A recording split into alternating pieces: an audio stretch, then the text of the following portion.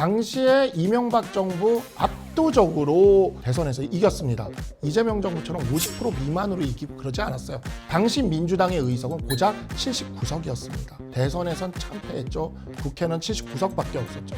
근데 이 광화문을 광우병 선동으로 꽉 채웠습니다. 그럼 왜 윤석열 전 대통령이 이재명 당시 후보 근소하게 꺾고 이긴 그때 퍼센트는 얘기 안 해요? 윤석열 전 대통령은 뭐 50% 넘었어요? 왜 그 얘기는 안 해요?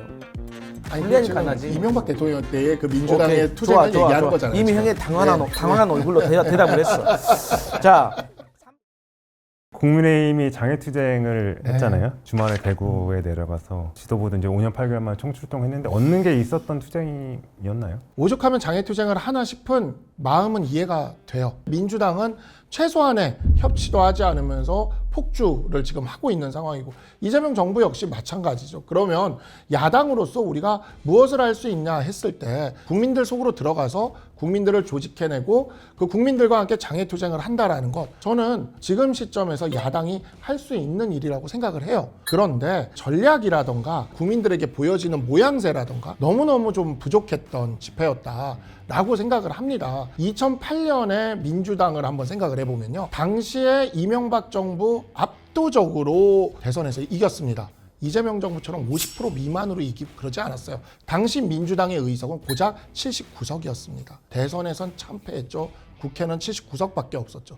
근데 이 광화문을 광우병 선동으로 꽉 채웠습니다. 그때 민주당은 잊지도 않은 광우병을 가지고 그렇게 했어요. 잊지도 않은. 지금 광우병 누가 걸렸습니까? 이런 거 해가지고 이 광화문을 꽉 채웠다고요. 이명박 정부를 흔들었습니다. 지금 우리는 재료가 차고 넘쳐요. 이번 주에 대한민국의 검찰이 사라집니다. 정부조직법 개정안 본회의에서 통과시킨다고 하죠. 대한민국 역사 80년의 역사에 대법원장에게 정권과 국회가 나가라고 내쫓으라고 얘기한 적 없어요. 사법부의 독립이 이렇게 흔들린 적이 없습니다. 3,500억 불을 주면요, 제2의 외환위기가 온다 그래요.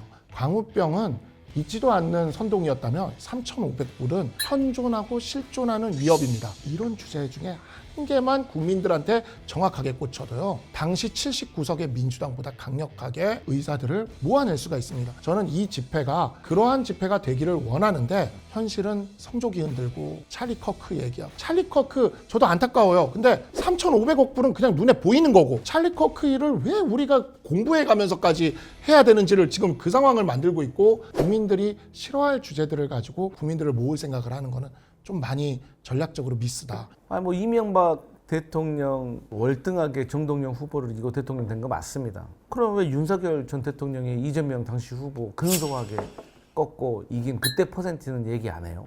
윤석열 전 대통령은 뭐 50% 넘었어요? 왜 그 얘기는 안 해요? 아니 불리하니까 지금 하지. 이명박 대통령 때의 그 민주당의 오케이. 투쟁을 좋아. 얘기하는 거잖아요. 이미 지금. 형의 당황한 얼굴로 대답을 했어. 자, 중요한 것은 지금 장애투쟁에 대해서 어떻게 생각하냐잖아요.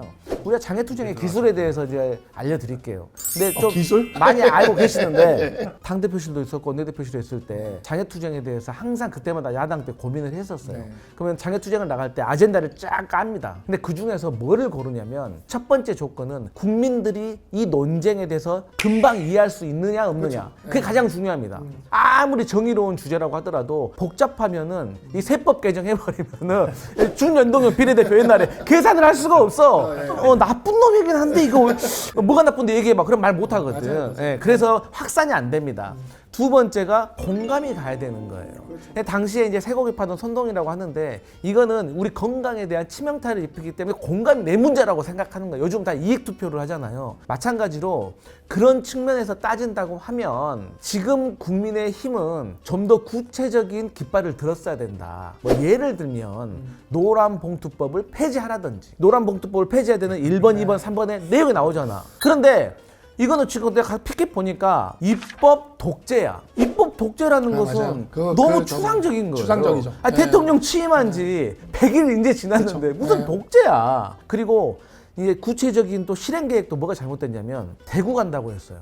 대구는 당연히 자기들 텃밭이니까 사람들 많이 모으고 거기서 막 열광하겠지. 중도층이 많이 있는 충남으로 올라온다거나 서울 같은 데 올라오잖아요. 동력이 확 떨어질 거예요. TK, PK는 현역들 많으니까 동원 잘 되지. 근데 수도권 한다? 수도권에 뭐 현역 의원 몇 명이나 있어요. 제가 봤을 때 딱 수도권까지 하고 그냥 들어와야 된다.